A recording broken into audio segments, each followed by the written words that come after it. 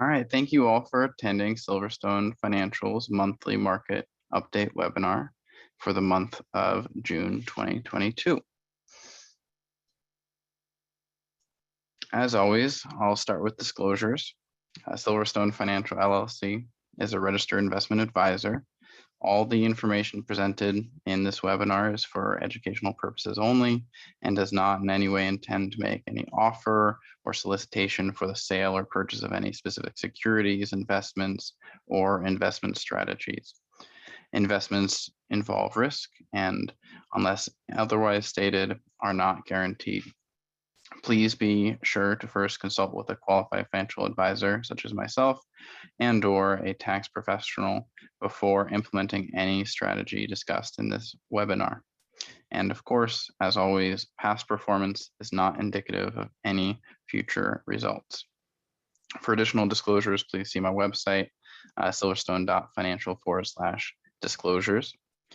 And throughout this webinar, please submit any questions you have by using the Q&A button at the bottom of the screen. And if any of you have any personal questions or wish to set up a time to talk, you can email me directly at jeremy@silverstone.financial. For those new here, I'll do a quick bio of myself. So my name is Jeremy Eppley. I'm a chartered retirement planning counselor, an accredited portfolio management advisor, and an accredited investment fiduciary. You can learn more about my qualifications and experience on my LinkedIn page, linked below. And a quick bio of Silverstone Financial. We are a fee-only fiduciary RIA, providing wealth management and financial planning services. Fee-only fiduciary, you can learn more about what those mean on our website, the homepage, and our About Us. But a quick recap: fee only means the only revenue the firm generates is directly from our clients. We don't sell annuities or insurance. We don't get commissions from trades. We don't get kickbacks from fund providers for recommending specific funds, which helps eliminate conflicts of interest and act in the best interest of our clients. Being fiduciary, of course, means we legally have to act in the best interest of all of our clients. So with that being said, let's hop right into our performance. So for those able to see the screen, many of you might have never seen a graph like this. This is how I look at the market every day. It's called a heat map. You'll see lots of rectangles. The larger the rectangle, the higher the market cap or value of the company is. You might be recognizing some tickers: Apple and Microsoft, Google, Amazon's over here, Exxon, Chevron, Berkshire Hathaway, JP Morgan, Bank of America. So the wonderful thing about a heat map is it provides a lot of information in a dense space. You can see it broken up by sector. There are 11 sectors in the S&P 500.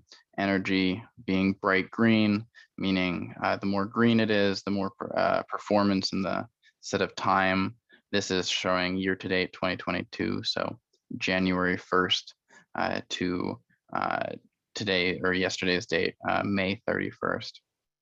And the more red the rectangle, the more losses that specific security had. Now, this is a full map, which means it shows every security traded on the, or every equity security traded on the US markets. On the right-hand side of the screen, you'll see lots of indices. They're all provided by S&P Global. At the top, you'll see the Dow Jones. Over year to date, Dow Jones has lost 9.2%, and the S&P 500 has lost 13.3%. The Dow Jones edging out the S&P because of its more value-oriented holdings, some more industrials. It has Apple and such, but in general, the S&P 500 is a little bit more aggressive with some software names that have some really high multiples that got hurt, as you can see over here, and some consumer retail, such as the Tesla and the Amazon, which are not included in the Dow Jones. Further down here, I break down performance into mega caps versus small caps. Mega caps having much worse performance this year, and small caps handling the downturn a little bit better. A lot of those, the discrepancy in returns comes down to multiple compression. Last year, there's a term called TINA. There is no alternative. Last year, bonds weren't a great place for your investments. A lot of commodities didn't handle themselves too well. The commodities doing much better this year, and stocks were ended up being the best place to put your money. And a lot of money managers picked the mega caps. So this mega cap index is the S&P 50, so the top 50 in the S&P 500. Those were the highest quality. So a lot of managers fled to safety for those names and essentially bid up their prices. So the multiple compression, and with the downturn, which the reasons we'll get to in further in the webinar, they got crushed a little bit harder due to the compression in their multiples. We also look at the global ex-US. So this is all exchange traded stocks that are not US companies that fell in line with the US markets, showing the downturn is not exclusive to the US. Everywhere is struggling with inflation and the pandemic, and lots of supply chain concerns, which we'll discuss later. Bonds, many viewers might be surprised on the performance of bonds this year. So far, it's down a little bit over 8%. Many Americans have the misconception that bonds are stable, they can't go down, but the bond market is larger than the stock market. It's traded more heavily than the stock market, and there are fluctuations, often though not as volatile as equity markets. The US bond market is down, and it's completely expected for those that follow finance closely. Bond values are directly inverse correlated to rising rates, and we expected rising rates. So for those of you who are my clients, we discussed this at the beginning of the year, and we positioned our client portfolios to have lower duration bonds to reduce the known likelihood of rising rates, the impact of rising rates on our portfolios. And then the bottom three indices down here is gold, crude oil, and Bitcoin. I'm going to start with Bitcoin. Bitcoin's down 31% year to date. There was a study recently that came out. Now that Bitcoin and cryptocurrencies have been out for a while, we can start doing some substantive statistical analysis of crypto. And Bitcoin was found to have about a 70% correlation to the rest of the NASDAQ. So it has about 70% correlation to a lot of the tech names. Bitcoin, however, being more volatile. So with tech names being down, Bitcoin is expected down. If we see a recovery in a lot of the tech names, we'd expect a recovery in crypto in general. Bitcoin is also being pulled down with, if any of you followed the Luna crash and the stablecoin debacle for 3 years ago when stablecoins came onto the market. I had warned everyone that I talked to about stablecoins essentially not to use them. Inherently, they have flaws in how they're structured, and they essentially don't make sense from a finance perspective. And I am not surprised that one of them went from completely crashed. It was billions of dollars lost, and likely won't be the only one. Stablecoins have some inherent problems there. So avoid if any of you dabble in the crypto space. Next, I want to talk about crude oil. Crude oil is up 52% year to date, which is a crazy number.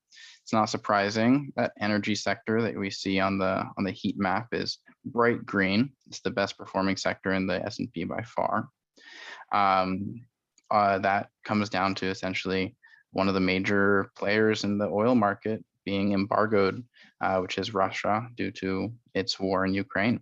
And I don't see that changing anytime soon. That conflict will likely continue for a while, and oil prices will likely continue to be elevated. Additionally, unlike the mid 2010s, a lot of these oil producers, Exxon, Chevron, et cetera, are much more disciplined about their drilling instead of spending their excess capital on exploration and new rigs and taking out, debt from banks to make new ocean drilling stations. They're returning cash to shareholders. So they've been great investments if you're lucky enough to own them. But because of that discipline and less exploration, there's going to be less supply going forward than there could have been, and oil prices will likely remain high. And then lastly, the only surprising one on this list to me is gold. Gold only being up 1.1% year to date. Usually gold is seen as an inflation hedge, as somewhere to run to safety for, with the market being down and inflation running rampant. Gold I would have seen higher. But the closest explanation I would have to its underperformance is due to the forward-looking nature of the markets. The stock market looks forward about 6 months or so, a little bit more than that. And due to investors and speculators bidding up the price last year for the fear of rising rates, the fear of inflation, which came true. This year, it hasn't had enough buyers to keep running up. But it's some good news. Gold would be higher if investors feared in the next 6 months that things would continue to get worse. So that's at least a good omen. But I wouldn't be surprised if gold increases in value over the coming months. All of our client portfolios hold a portion in gold. Going on to the next slide will be just May's performance. You see a lot more green right off the bat, which is good to see. This month was pretty bumpy, but it wasn't a particularly a month with lots of gains. It was more so what I would consider a restructuring in the market, money moving around. You see a lot of green, but you also see a lot of red in different sectors, as you can see on the map, like Tesla being down 13%. Versus a lot of the financials being up. Financials, of course, are leveraged to interest rates, and with the interest rates rising, they are poised to do pretty well. But they've also been bid up in anticipation of rising rates. I'll discuss the current situation with rates being increased further in the webinar. But as you see, once again, brightest color is the energy market. Crude oil just in May rose 9.5%, which is quite an increase. The other big change in the market or swing in the market were the retailers. It started out with Target midway through the month. You can see up here having quite a terrible earnings call, a terrible quarter that they reported, and that snowballed into Walmart and Costco. Essentially, all of them are having inflation troubles. They're retaining some of those inflation price increases and not able to pass all of them on to consumers, and that's been hurting their earnings. So oftentimes when there's a downturn, there's fear. You rush to consumer defensive stocks, you rush to healthcare, you rush to financials and utilities due to its low volatility nature. And there was a lot of bid up in the consumer defensive stocks to protect themselves and such, but they've fallen quite a bit because they are no longer seen as a safety. They are just as risky as the rest of the market with inflation. We continue to see software over on this left side, technology falling. That mostly comes down to multiple compression. They were bid up extremely high in 2021 with loose monetary policy, easy money, and now valuations are getting crushed due to the same problems the rest of the market is facing. Well, I would expect a similar map next month. Financials continue to be strong. Energy will continue to be up as long as oil continues to rise. And some of these tech names might be difficult. Mega caps gave up some gains for small caps, and that might reverse next month, just due to like Google and Microsoft's valuations are becoming more attractive as their prices fall. Global markets only rose 4 basis points, so essentially completely flat. So it's in line with the Dow Jones and the S&P 500. Everything has been essentially flat for May. But when you break it down into sectors and individual stocks, you can see that although the individual indices are flat, there's still a lot of movement in this market. And I'll hop on quickly. Gold, crude oil, and Bitcoin. Bitcoin's still down with a lot of the software names that are part of the NASDAQ and the debacles with the stable coins that happened this month. And gold falling this month as some fears run away. People cashed in their gold for some stocks and bought into the bottom, which I have some optimism in, but I think we'll retest the bottom at the very least and possibly even break through. There are definitely risks in the market. So talking about risks, let's hop on to the next slide. There are 5 notable risks that I see in the market. The first one, of course, being global conflict with Russia and Ukraine, and some fears with Taiwan and China, but Russia and Ukraine being the biggest one, and that snowballing into global supply chain issues. I am very fearful for next year that thankfully we have, we're a net exporter of a lot of food, but with Ukraine being the 5th largest producer of wheat, 2023 likely there'll be famine across the world, which is very unfortunate in a lot of countries that have food shortage problems and are not self-sustaining. So these global supply chain issues will continue. Another big contributor to the global supply chain issues is of course the pandemic, which we're all living through. China's zero COVID policy is causing a lot of supply chains that are completely based in China to have some major problems. As soon as there's any outbreak in China or whiff of COVID, they'll close down entire sectors, entire cities and such. And it really hurts how we've built our supply chain. So in the coming years, I expect we continue to see diversification out of China, a lot of supply chains being rebuilt in different ways. That's one of the reasons I'm so bullish on India. A lot of my client growth portfolios hold India exposure just due to it being a great alternative to the supply chain woes in China, essentially. So those 3 go hand in hand. The bottom 2 notable risks that I'll talk more so on next slide is inflation concerns and rising rates with their quantitative tightening of the Fed. A lot of the market is being dictated by inflation concerns, but as we saw in the previous slides, that's not just a US problem, it's a global problem caused by the pandemic and caused by everyone, basically every country doing the same thing as our Fed.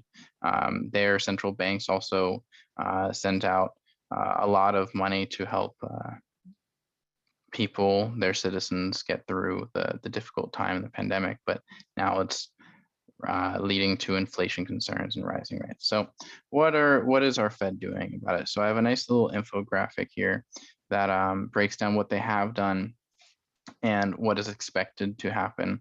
So unfortunately, the Fed was quite far behind with raising rates in the fall. Of course, they infamously said inflation was transitory, which it clearly has not been.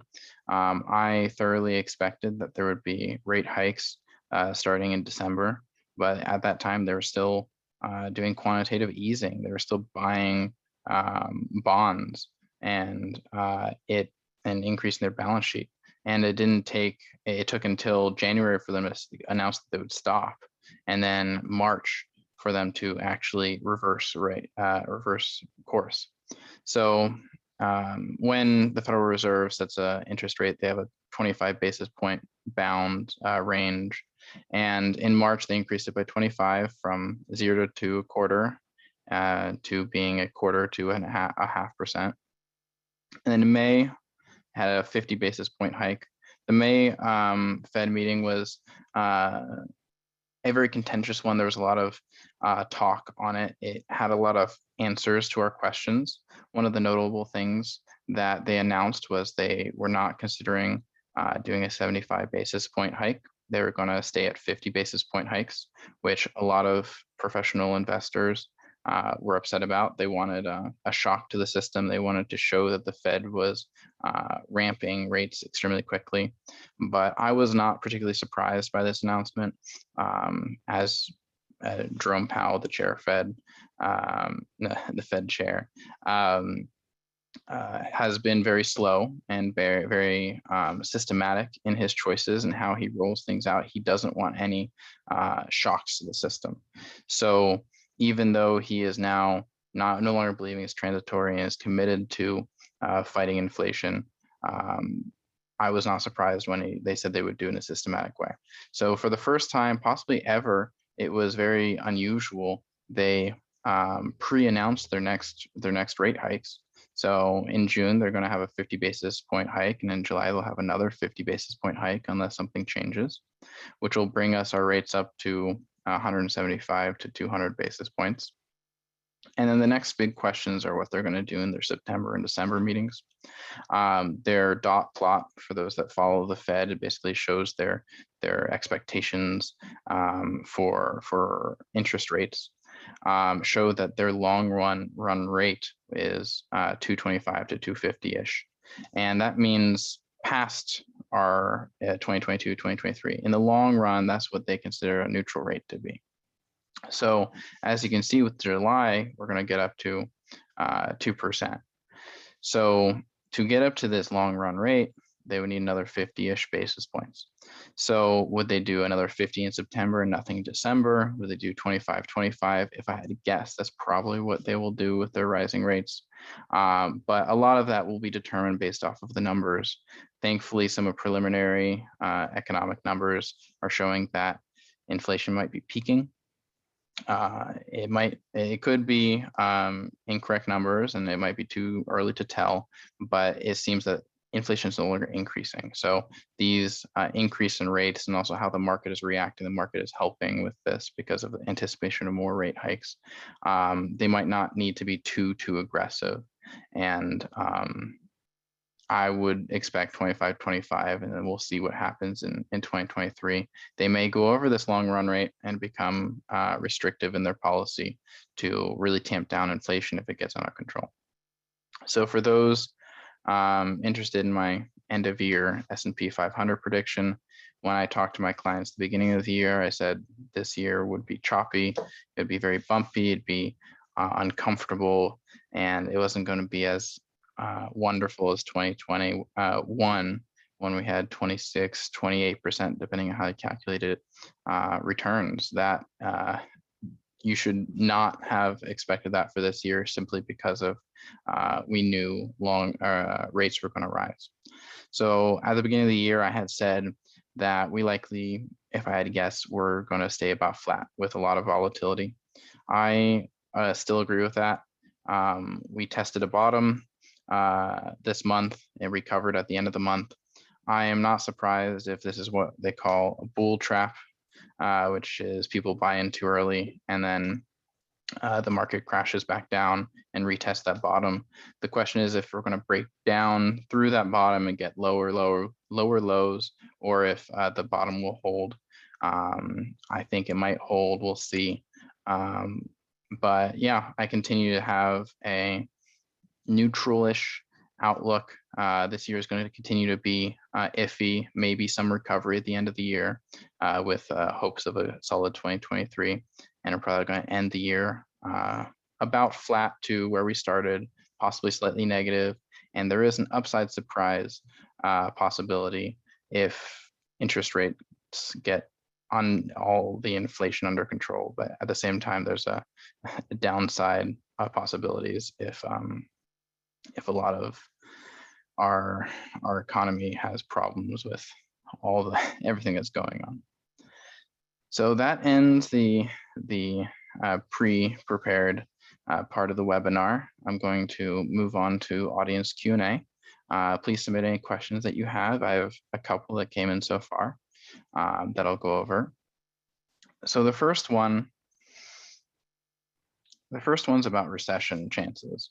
And this one is difficult to answer. So in general, a lot of professional money managers are putting the rates at about a 50% chance of recession. And I agree with that in 2023, that being a 50% chance.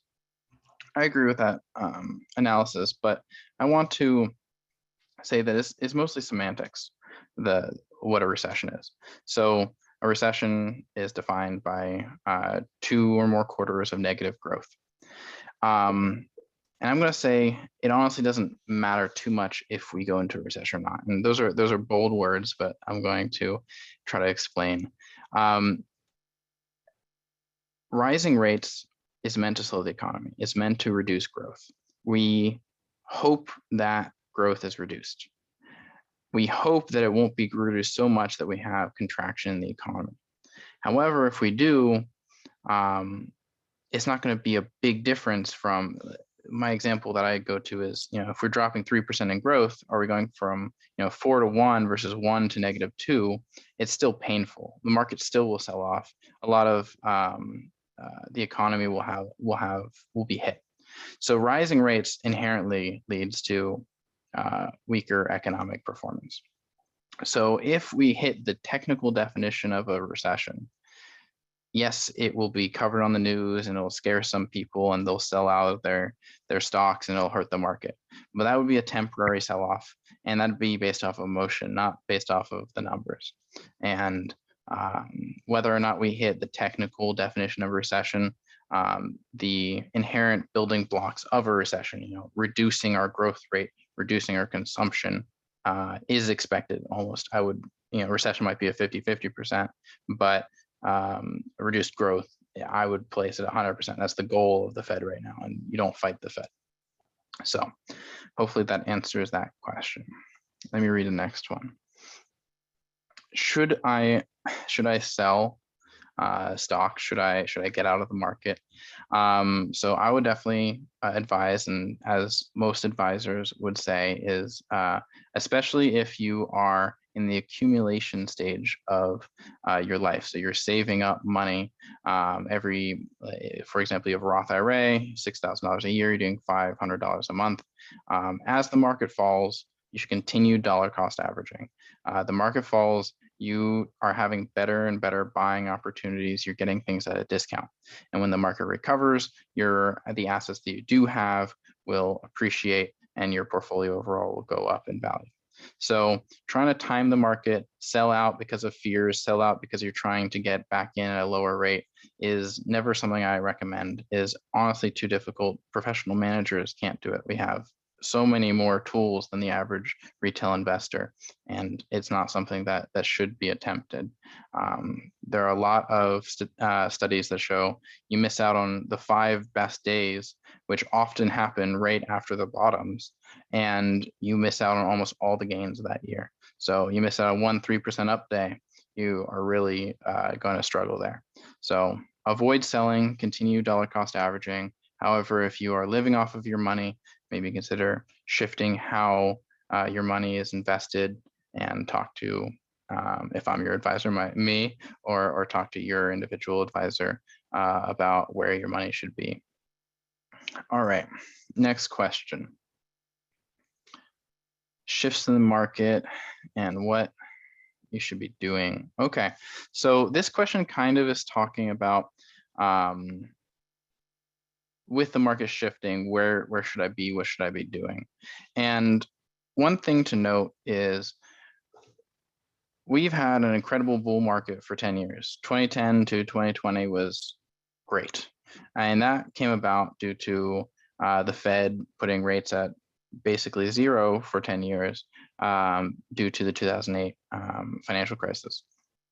And with rates at 0, it was easy money. Basically almost everything was going up. And the example I use when I try to answer one of these kinds of questions is when individuals try to, fund pick in their 401k. So you go in your 401k and usually you're not given that much information, unfortunately, about the funds.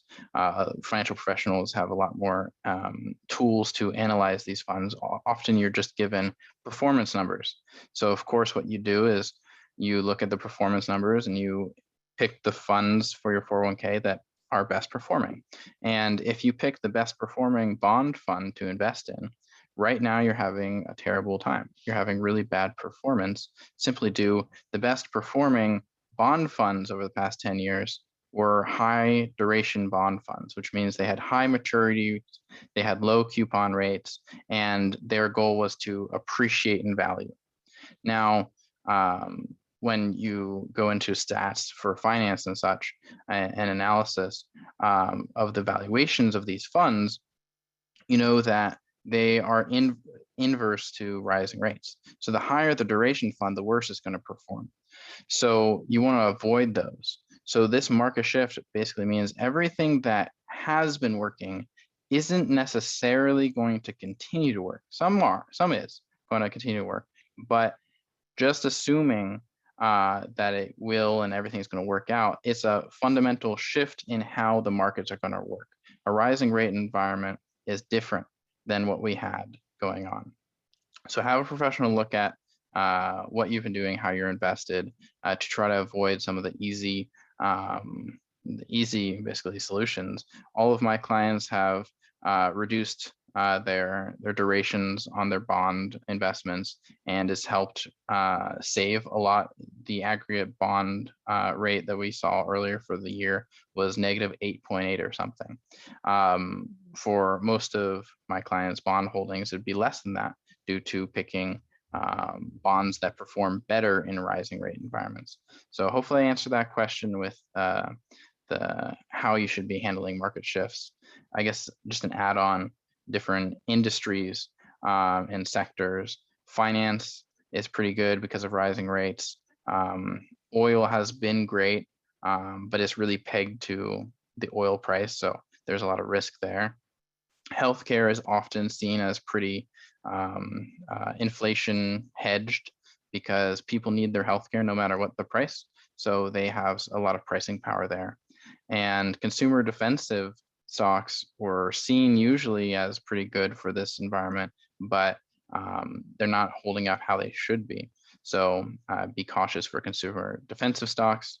Utilities may be good based off of their low volatility nature, but they've been bid up a little bit because people fled to safety there. So that might be difficult to invest in. Anything that is tied to inflation rates, like negative inflation rates, like car companies, those are tough. As rates go up, your auto loan is linked to that, and people will buy less cars with higher rates. So hopefully that answers that question. And the last question that I see here is on basically strategy. And the biggest strategy I see in a down market that should be capitalized on is tax loss harvesting. For those that are aware of that, what that is, be careful when you do tax loss harvesting. Oftentimes people pick their biggest winners and their biggest losers. And what tax loss harvesting is, for those that don't know, is you if you have a gain of $1,000 for one stock and a loss of $1,000 in another stock, you can sell them both. You don't pay any taxes because they cancel each other out. It's a good way to take care of reducing your tax burden by getting some of those winners cashed in and getting rid of some of the losers. But when you do tax loss harvesting, you got to really consider what will happen. It's difficult to predict, but selling your best winners and then having the winners go up even more is such a waste. You want to tax loss harvest on securities that have had their run up, but you don't expect to continue to run up. It's always my adage is always better to pay taxes on a gain than to not pay taxes on a loss, because it's better to make money and pay taxes than never to make it at all. So hopefully that answers some of the questions. Anyone that has more questions about tax loss harvesting, there are a lot of great articles online that you can find, or you can talk to a professional advisor. I do tax loss harvesting with all my clients. And for the clients that it's good for, I've already contacted about what we should be doing there. So I hope everyone has learned some beneficial happenings in the market, and everyone is pretty better off for next month. This next month is probably going to be another very volatile month. I wish everyone luck. And if anyone has questions, you can email me at jeremy@silverstone.financial. And anyone that would like a consultation, there's an embedded calendar link on my homepage. Anyway, I hope everyone has a great rest of your day, and I hope to see you guys back next month, hopefully with some better market news. Thanks for coming.